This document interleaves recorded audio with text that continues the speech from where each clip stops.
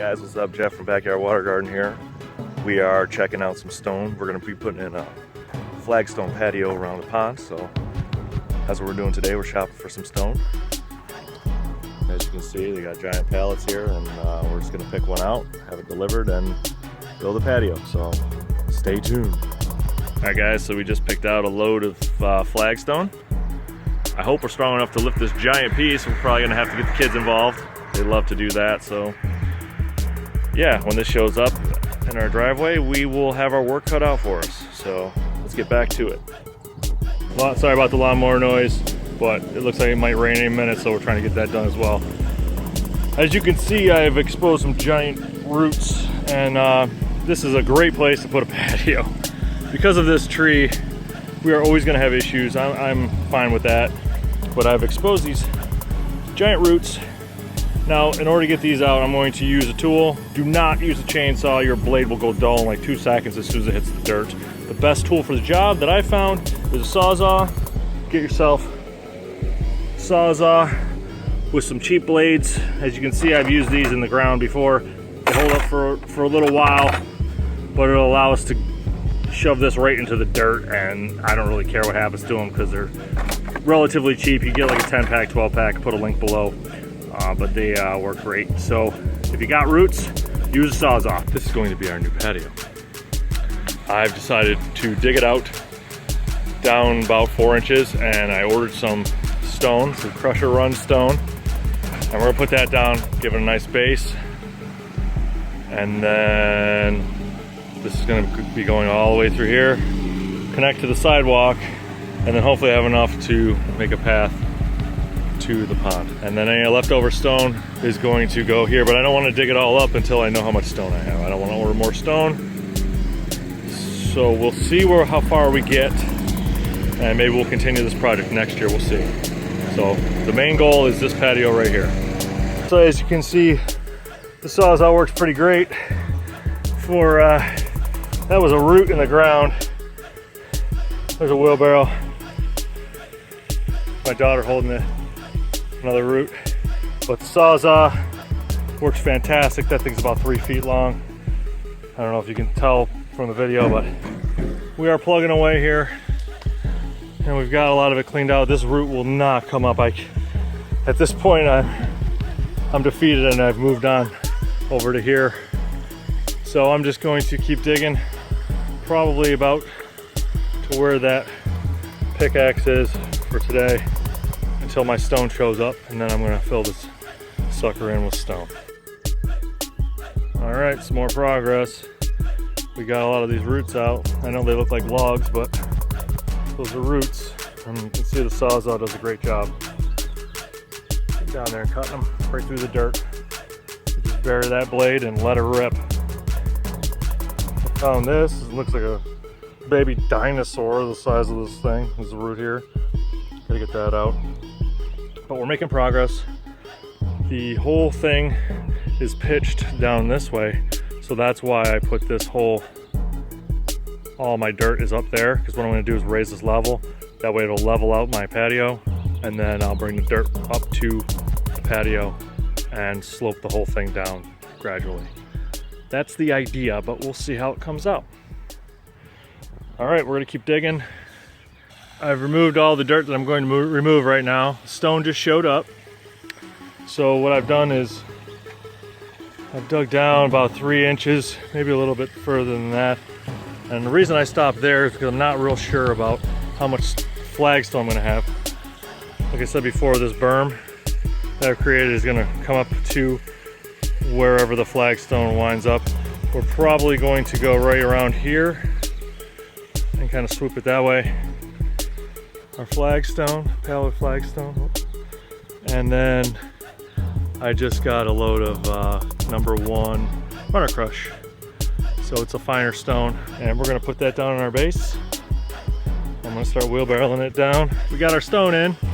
Now believe me, it's no easy feat when you're just using one of those. You really gotta like this stuff if you're gonna do it, because there was a few times today where I just wanted to call it quits. Best nation in the world is determination. That's what I tell my kids, right? So that's what we do. We just keep pushing through. But anyways, the stone's down. I'm gonna take my tamper, my hand tamper. I don't have any power equipment. I'm gonna use that, and I'm just gonna go around this whole thing and compact it down real nice. Now I kind of built this like I would build a brick patio. If I was putting a patio in, I put about 4 or 5 inches of crushed stone just like this, and then you get a finer stone. We call it screen. I don't know what you guys call it wherever you're from. What you would do is you take some like a piece of angle iron and put it at the pitch you want, at the level you want, and put like a 2x4 between 2 pieces of angle iron, and then you would shake it off like kind of like how you finish concrete. You would do that with the loose stone, and then you lay your bricks on top. Well, with this, it's a little different because the flagstone I have is all different sizes. So because we're not using a uniform material for the top, I'm going to attempt to just use this crushed stone underneath. I'm gonna get a wheelbarrow load when I go to lay my first stone, and we'll see how it goes. You know, a lot of people just lay their stone right in the dirt. I just didn't want to do that. I just want to make sure it was a solid foundation. And also I had to bring this edge up quite a bit. You can see all that dirt I removed. So another tip you want to keep in mind is what'll happen is, I don't know if you can see it, but the stone comes up. You want to, as you build your stone up this way, you want to bring the dirt over to it. I haven't done that yet, but as I get out there with the stone and I start working in that area, I'm going to loosen up the dirt, and we'll put the dirt up against the stone. That way the stone won't just kind of fall to the side, because that's what happens if you don't do that. So just keep that in mind. Pretty excited. I'm gonna go compact all this in, and then we'll get rocking here. All right, well, the day is drawing to an end. As you can see, I have a few pieces fit in here. I made the mistake when I first was doing my pond here. See how these look? I hate them. They drive me crazy. All the gaps between there, it looks terrible to me. That's just me. So when I'm doing this project, I got these stones, and I'm just gonna cut them. You get a diamond blade on, say, an angle grinder, and you just go to town. I mean, that's how, look at that. That cuts great, you know what I mean? I personally, I like that better. Plus, when I'm all done, I can just sweep sand in the cracks, and it's done. These are all different thicknesses. We'll use sand under these rocks, but I'm just using the stone. You can see I have some pocket, you know, where the stone's not underneath. I'm just gonna make sure I make full surface area covered underneath the stone, because if not, they will crack and break. That's where I am for today. My back's broken. The pile of stone for all this has gone down considerably. We have a little bit left, and it's time to put my tools away for the day. And I'll be back tomorrow to get at it again. But those stones are heavy. Just keep that in mind when you go to do a project, something like this. All right, so today's gonna be a miserable day. We had some rain roll through here. I'm not sure how well the weather's gonna hold up. We're gonna do as much as we can before it dumps on us again. It's day 2. Sun came out, which I'm pretty happy about. But again, these pieces are giant. It's not easy moving these things around. It's important to make sure the gaps are small. That's my main focus. Custom cuts here. This rounded edge was actually right in the stone, so that was cool. All right, when you're doing a project like this, the most important thing is to know when to say when, before you get completely burnt out and don't want to touch the thing for, you know, another couple weeks. I want to do this tomorrow, so I'm stopping today because I'm going to hose this off, and then I'll come back so you can see the glorious flagstone, and we'll see what it looks like. All right, so yeah, when I'm all done on the edge, to stop the stone from falling out the edge, I'm going to push the dirt up to do that, to reinforce the side. Right, day 3. I am motivated now. I got a good night's sleep. I'm feeling a lot better. I've dragged out a couple more large pieces, this one and this one, and I just taken a piece of an old saw blade, and I'm scribing a line so I can see where to cut it. If you do this, move this big stone out of the way, it gives you a nice spot to cut, and you get real nice seams like that. So same thing here. I got a little cut there, and we're gonna cut around this rock. This one's gonna fit real nice in there. The one thing that's going to happen is, you see this little area here, I am gonna have to use some smaller stones, but that's just the nature of the beast. 3 days, done. Fitting these last few pieces in was a pain in the butt. Still got a ways to go here. Kind of running out of stone, so that's what makes it a little more difficult. It's nice and easy when you have a bunch of different pieces to work with. You can see there's all my cut piles, but this is all I got left to work with, this little tray and a couple extra pieces there, but I should have enough to fill this in and finish it. I still have that giant piece that was in my pallet that's going to go right underneath the bar there, and the stools should sit right on there real nice. I just had to find enough people to help me lift it.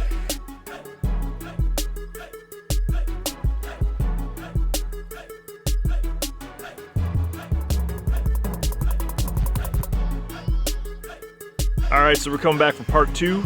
This is my second weekend working on this project. I'm going to finish the walk out there. Kind of stopped. As you can see, my wife is a little impatient. She's already put a table on what was done, so I'm going to continue with the walk. I had to stop because my saw blade went. I was waiting for these to come in the mail. What I did, I had a blade like this.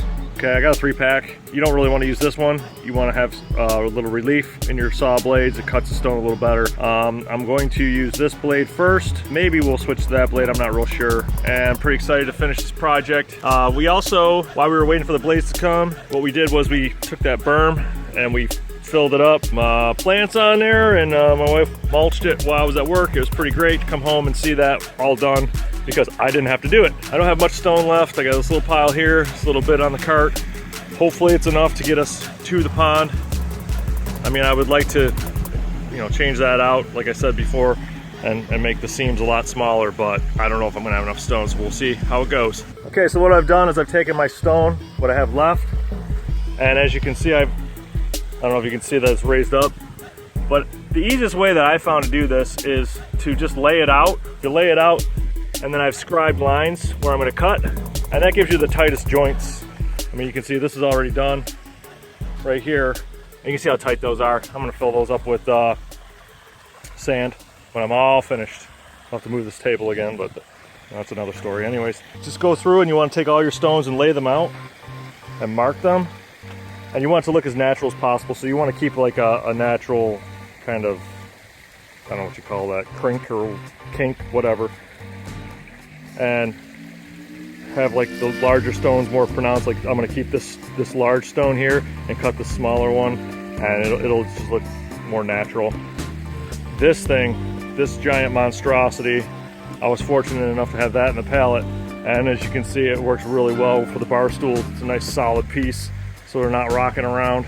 Don't worry about leveling it out at this point. What I'm going to do is I'm just going to go through, I'm going to cut them all, make sure they all fit good, and then I'll go back through and start, where I left off and level them as I go all the way out to the pond. Diamond blade on an angle grinder, and all you need to do is score these stones, and the best way to make them break the way you want, you put something straight underneath your cut, and then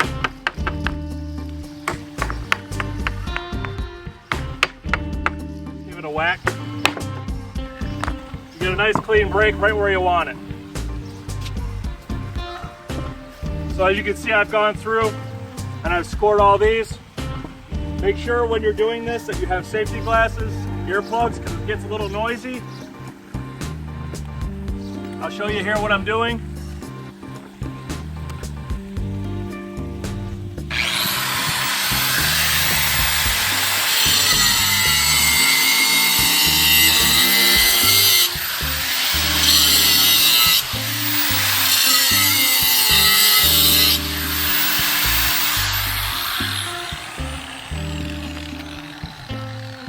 What you're going to want to do is obviously go deeper than this. You want to be at least halfway through the stone. So if you're halfway through the stone, it should give you a nice clean break. Now I've gone and cut most of these. What I'm left with are a little space there, a little space there. I got to do a little more cutting there. Now that I have it all cut, what I'm going to do is just take out, like so, I'll take this out. I'll get the ground level underneath it, use some sand and some stone, and make it sit right. Put that down, then I'll move to the next one. I'll just go all the way down through until the path is all nice and level and the stones are supported evenly. Little tip for when you're cutting these stones, what'll happen is a lot of times if you don't score the back side of them, I don't know if you can see this here, let's see how that broke. See how that's broken like that? Because the stones have like shelves, they're like layered, what is it, sedimentary rock or whatever. If you don't cut all the way through and you go to hit it with a hammer, if you don't score the backside, it will break, and it won't break. See, kind of like this one here. See how it broke? like that, right where I cut it, but didn't break the rest of this off. That's what'll happen. If you want a clean break, all you gotta do is score one side, flip it over. If you take a 2x4 and line up where you went in, score it, and then just hit it with the grinder. You don't even have to go that deep on the backside, just a little tiny score will do the trick. All you need is to give it a little relief, and that's where it'll break. It'll follow your cut mark. It's funny, when you're doing a project like this, the pieces that take the longest are like the very last pieces. It's those two little pieces, they're gonna take me forever because I'm gonna fool around with this thing for a while. So the bigger pieces seem to go a lot quicker. I don't know if it's just perception, you know, you throw a big piece in and it takes up a lot of area, but whatever amount of materials you think you need, you probably need more. So keep that in mind when you're, you know, pricing out a project or something like that. The day is over. I went and cut all those pieces and fitted them in and leveled them all. And then what I did is I just took patio paver sand and I swept it in all the cracks. Now that's a personal preference. They also have some other sand that when you sweep it in and get it wet, it hardens. It's supposed to be better. I didn't bother with that because I know that I kind of wanted this sand to kind of wash away and go down in underneath the stones and make sure everything's nice and settled. And then maybe a month or so from now, I'll get that polymer sand where it gets wet and locks everything into place. But the sand should do well for now. Let's take a walk around, put the table back. We got it all locked in here. I need another bag of sand. I ran out. The pieces got smaller. When you get down to the bottom of the barrel of your stones, that's usually what happens. So there's the transition. This is what it looks like.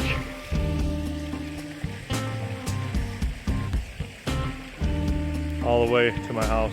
This piece here was a monster. It took 5 people to lift it, but it works out well underneath the grill island. So the bar stools sit there and it's one solid piece.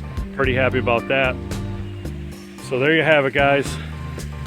Complete a project. Flagstone patio. Go out and get yourself one. It's really satisfying when you're done. Until next time, guys, enjoy your backyard water garden. Don't forget to like and subscribe. Whenever we come out with new videos, you'll be the first to know. Give you some ideas for your own projects. And I hope you found some value in this one.